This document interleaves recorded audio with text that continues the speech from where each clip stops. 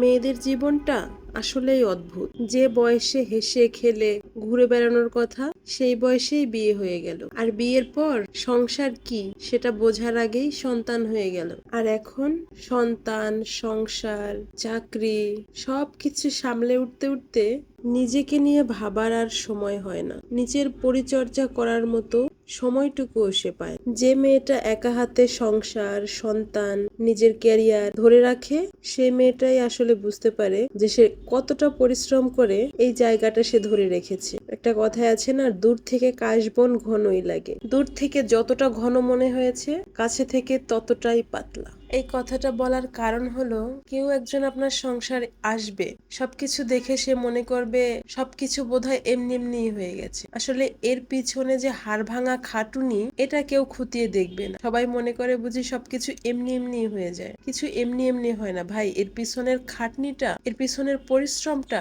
আপনি দেখেন না বা বুঝতে চান না।